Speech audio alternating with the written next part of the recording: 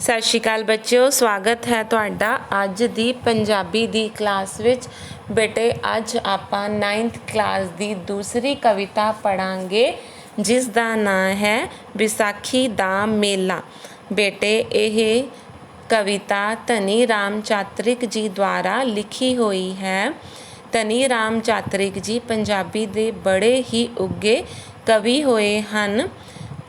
ਇਸ ਕਵਿਤਾ ਵਿੱਚ ਉਹ ਵਿਸਾਖੀ ਦੇ ਮੇਲੇ ਦੇ ਯਥਾਰਥਵਾਦੀ ਚਿਤਰਨ ਨੂੰ ਬਿਆਨ ਕਰਦੇ ਹਨ। ਇਹ ਕਵਿਤਾ ਇਸ ਪ੍ਰਕਾਰ ਸ਼ੁਰੂ ਹੁੰਦੀ ਹੈ। ਪੱਕ ਗਈਆਂ ਕਣਕਾਂ ਲੁਕਾਟ ਰਸਿਆ, ਬੂਰ ਪਿਆ ਅੰਬਾਂ ਨੂੰ ਗੁਲਾਬ ਹੱਸਿਆ। ਇਸ ਕਵਿਤਾ ਵਿੱਚ ਕਿਸਾਨ ਆਪਣੀ ਪਤਨੀ ਨੂੰ ਕਹਿ ਰਿਹਾ ਹੈ ਕਿ ਕਣਕਾਂ ਪੱਕ ਗਈਆਂ ਹਨ ਅਤੇ ਲੁਕਾਟ ਜੋ ਕਿ ਇੱਕ ਰਸਦਾਇਕ ਫਲ ਹੈ, ਲੁਕਾਟ ਰਸ ਪਿਆ ਹੈ ਅਤੇ ਅੰਬਾਂ ਨੂੰ ਬੂਰ ਪੈ ਗਿਆ ਹੈ। ਇਸ ਦੇ ਨਾਲ ਹੀ ਗੁਲਾਬ ਵੀ ਹੱਸ ਰਿਹਾ ਹੈ। ਬਾਗਾਂ ਉੱਤੇ ਰੰਗ ਫੇਰਿਆ ਬਹਾਰ ਨੇ, ਬੇਰੀਆਂ ਲਿਫਾਈਆਂ ਟਾਹਣੀਆਂ ਦੇ ਭਾਰ ਨੇ। ਬਾਗਾਂ ਉੱਤੇ ਬਹਾਰਾਂ ਆ ਗਈਆਂ ਹਨ ਅਤੇ ਬੇਰੀਆਂ ਟਾਹਣੀਆਂ ਦੇ ਭਾਰ ਨਾਲ ਲਿਫ ਜਾ ਰਹੀਆਂ ਹਨ। ਟਾਹਣੀਆਂ ਦਾ ਭਾਰ ਬੇਰੀਆਂ ਉੱਤੇ ਕਾਫੀ ਹੋ ਗਿਆ ਹੈ। ਬੇਰ ਕਾਫੀ ਜ਼ਿਆਦਾ ਹੋਣ ਕਰਕੇ ਇਹ ਬੇਰੀਆਂ ਲਿਫ ਗਈਆਂ ਹਨ। ਪੁੰਗਰੀਆਂ ਵੱਲਾਂ ਵੇਲਾਂ ਰੁੱਖੀ ਝੜੀਆਂ, ਫੁੱਲਾਂ ਹੇਠੋਂ ਫਲਾਂ ਨੇ ਪਰੋਈਆਂ ਲੜੀਆਂ। ਅਤੇ ਵੇਲਾਂ ਵੱਲਾਂ ਪੁੰਗਰ ਕੇ ਰੁੱਖਾਂ ਉੱਤੇ ਚੜ੍ਹ ਗਈਆਂ ਹਨ। ਫੁੱਲਾਂ ਦੇ ਹੇਠਾਂ ਫਲ ਆ ਗਏ ਹਨ, ਮਤਲਬ ਫਲਾਂ ਨੇ ਲੜੀਆਂ ਪਰੋ ਲਈਆਂ ਹਨ। ਸਾਈਂ ਦੀ ਨਿਗਾਹ ਜੱਗ ਤੇ ਸਵੱਲੀਏ, ਚੱਲ ਨੀ ਪ੍ਰੇਮੀਏ ਵਿਸਾਖੀ ਚੱਲੀਏ। ਕਿਸਾਨ ਆਪਣੀ ਪਤਨੀ ਨੂੰ ਪ੍ਰੇਮੀਏ ਨਾਂ ਨਾਲ ਸੰਬੋਧਨ ਕਰਦਾ ਹੋਇਆ ਕਹਿੰਦਾ ਹੈ ਕਿ ਪਰਮਾਤਮਾ ਦੀ ਨਿਗਾਹ ਇਸ ਜੱਗ ਦੇ ਉੱਤੇ ਸਵੱਲੀਏ, ਬਹੁਤ ਵਧੀਆ ਹੈ ਪਰਮਾਤਮਾ ਦੀ ਨਿਗਾਹ ਇਸ ਜੱਗ ਦੇ ਉੱਤੇ। ਚੱਲ ਪ੍ਰੇਮੀਏ ਆਪਾਂ ਵਿਸਾਖੀ ਦੇ ਮੇਲੇ 'ਤੇ ਚੱਲੀਏ। ਦੂਰ ਦੂਰ ਥਾਂ ਵਣਜਾਏ ਰੇ ਆਏ ਨੇ, ਸੋਹਣੇ ਸੋਹਣੇ ਕੁੰਜਾਂ 'ਤੇ ਫੀਤੇ ਲਿਆਏ ਨੇ।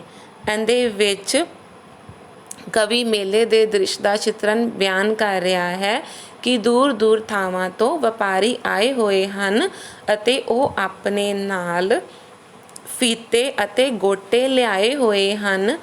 ਗਜਰਿਆਂ ਤੇ ਵੰਗਾਂ ਦਾ ਨਾ ਅੰਤ ਕੋਈ ਏ, ਮੰਡੀ ਝੂਠੇ ਗਹਿਣਿਆਂ ਦੀ ਲੱਗੀ ਹੋਈ ਏ।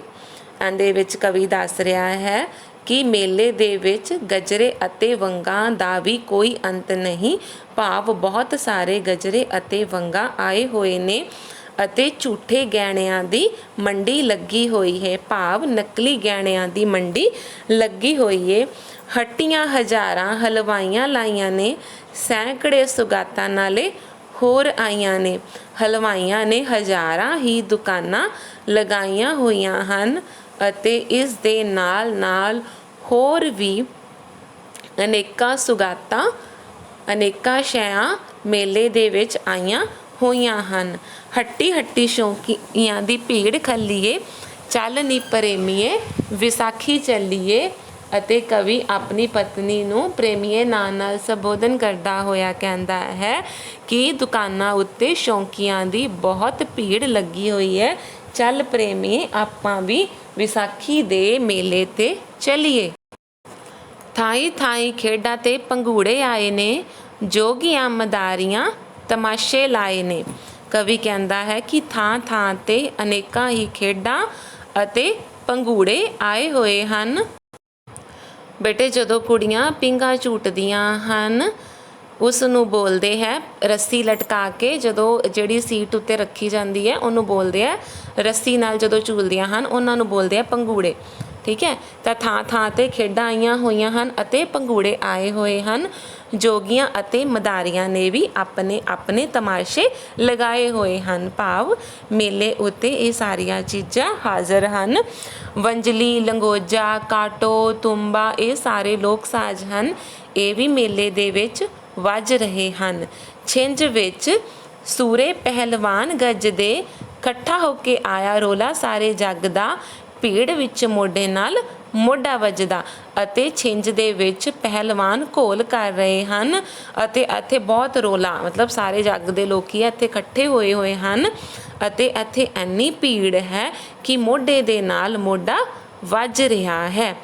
ਕੋਹਾਂ ਵਿੱਚ ਮੇਲੇ ਨੇ ਜ਼ਮੀਨ ਮੱਲੀਏ, ਚੱਲ ਨੀ ਪ੍ਰੇਮੀਏ ਵਿਸਾਖੀ ਚੱਲੀਏ। ਅਤੇ ਕਵੀ ਕਹਿ ਰਿਹਾ ਹੈ ਕਿ ਮੇਲੇ ਦੇ ਵਿੱਚ ਕੋਹਾਂ ਦੀ ਜ਼ਮੀਨ ਮੱਲੀ ਹੋਈ ਹੈ, ਭਾਵ ਮੇਲਾ ਕੋਈ ਛੋਟਾ ਨਹੀਂ, ਬਹੁਤ ਹੀ ਵੱਡਾ ਅਤੇ ਫੈਲਿਆ ਹੋਇਆ ਮੇਲਾ ਹੈ। ਅਤੇ ਕਿਸਾਨ ਦੇ ਰੂਪ ਵਿੱਚ ਕਿਸਾਨ ਦੇ ਮੂੰਹੋਂ ਇਹ ਕਵਿਤਾ ਲਿਖਵਾਈ ਗਈ ਹੈ, ਬੁਲਵਾਈ ਗਈ ਹੈ। ਕਿਸਾਨ ਆਪਣੀ ਜਿਹੜੀ ਪਤਨੀ ਹੈ ਉਹਨੂੰ ਪ੍ਰੇਮੀਏ ਨਾਂ ਨਾਲ ਸੰਬੋਧਨ ਕਰਦਾ ਹੋਇਆ ਕਹਿੰਦਾ ਹੈ ਕਿ ਚੱਲ ਪ੍ਰੇਮੀਏ ਆਪਾਂ ਵੀ ਵਿਸਾਖੀ ਦੇ ਮੇਲੇ ਉੱਤੇ ਚੱਲੀਏ। ਬੇਟੇ ਇਹ ਸੀ ਤੁਹਾਡੀ ਕਵਿਤਾ ਧਨੀ ਰਾਮ ਚਾਤਰਿਕ ਜੀ ਦੁਆਰਾ ਲਿਖੀ ਹੋਈ ਵਿਸਾਖੀ ਦਾ ਮੇਲਾ। ਇਹਦੇ ਵਿੱਚ ਕਵੀ ਨੇ ਮੇਲਿਆਂ ਦੀ ਸ਼ਾਨ ਨੂੰ, ਪੰਜਾਬ ਵਿੱਚ ਲੱਗਦੇ ਮੇਲਿਆਂ ਦਾ ਜ਼ਿਕਰ ਕੀਤਾ ਹੈ। ਉਮੀਦ ਹੈ ਬੇਟੇ ਤੁਸੀਂ ਇਸ ਕਵਿਤਾ ਨੂੰ ਚੰਗੀ ਤਰ੍ਹਾਂ ਸਮਝ ਗਏ ਹੋਵੋਗੇ। ਧੰਨਵਾਦ।